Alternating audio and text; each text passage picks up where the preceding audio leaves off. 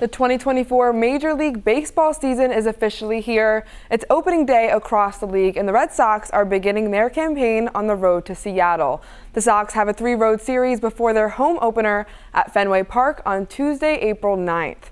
The New England Patriots are playing the Jacksonville Jaguars in London next season, and this is the second year in a row the Pats have had an overseas game. The Rhode Island Rams are off to a hot start after winning 2 straight games by 40 points or more. And head coach Tammy Reese, she is not surprised. I talked to her before the start of the season, and she told me this is her dream team. It could be a big day for Devin Carter as the NBA draft gets underway tonight at 8 o'clock. The Big East Player of the Year is projected to go top 10 in multiple mock drafts, according to the NBA. It was senior day here in Kingston for the Rhode Island Rams, and this senior day was a little extra special. It involved 15 athletes, and they've acquired nearly 30 wins over the past 4 years. It's been all Questenberry on the other side. How do you contain him in the second half? We knew he's going to get a lot of touches, a lot of opportunities to score. You guys have had the lead throughout the whole first half. This team has struggled in the second half throughout the season. What's the message going to be heading into the second half? We'll come out, just play confident. America's game is being played in New England for the first time this year.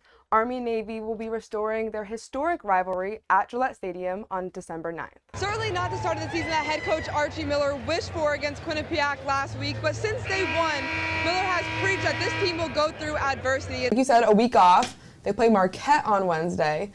A great team. They have Tyler Kolek, who is a Rhode Island native, great player in the Big East. They won the first time. It was their Big East opener at home. They won 72-57, so it was a huge win by a big margin. What do they need to do this time around on the road now to beat Marquette? I think they need to remember what they did well in the game. Of course, they were home when they defeated Marquette. Big East opener. They did a good job. Now, Juan Soto making his Yankees debut opening in Houston. It was a rough start for Nestor Cortez. First inning already in a 2-0 hole. Yainer Diaz adds the damage with an RBI single. Diaz went 3 for 4 on the day. Astros up 3-0. Fifth inning, Houston up 4-0 now. Yankees with the bases loaded. Juan Soto lines one into the outfield for an RBI single. That gets the rally going. Sixth inning, Yankees within a run. Oswaldo Cabrera takes Rafael Montero deep, a solo shot, game tied at 4. Seventh inning now, same score. New York with the bases loaded again. Alex Verdugo with a sacrifice fly that sends in the go-ahead run. Yankees lead 5-4. Ninth inning, Astros threatening with 2 on. Kyle Tucker, he hits one through the hole off of Clay Holmes, but Juan Soto doing it with the glove, gets the throw at the plate. Yankees win 5-4. 21 points, 8 for 10 shooting, and 9 rebounds. With those stats, it was a fight for Garrett Johnson to get his first collegiate win against Stonehill, but the real fight was off the court. It was definitely tough to wrap my head around, that this was going to be my life now. So yeah, I didn't necessarily know the long journey I had ahead. I didn't know what was in store, but yeah, it was a big change in my perspective. George Washington's own Garrett Johnson had discovered at just 19 years old that he had an aggressive desmoid tumor in his left hip. After multiple doctors trying different methods, he started to question if he would ever step on the court again. That was until he found Dr. Avutu.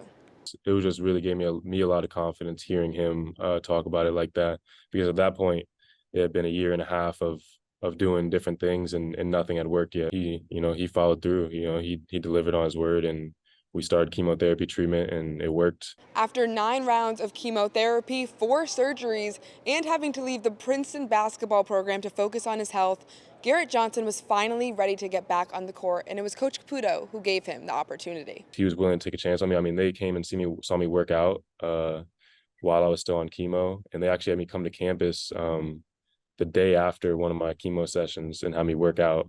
I did well, and they gave me a scholarship that day. There was a belief that he was certainly a good enough player, to make an impact here and make an impact early on.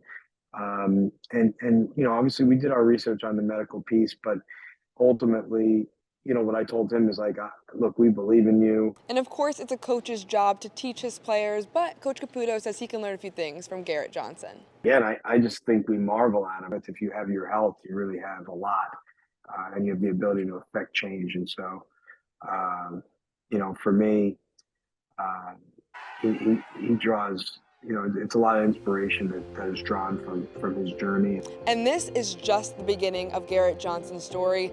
This week, he earned Rookie of the Week after leading the conference in field goal percentage, being 3rd in 3-point percentage, 7th in rebounding, and 9th in scoring.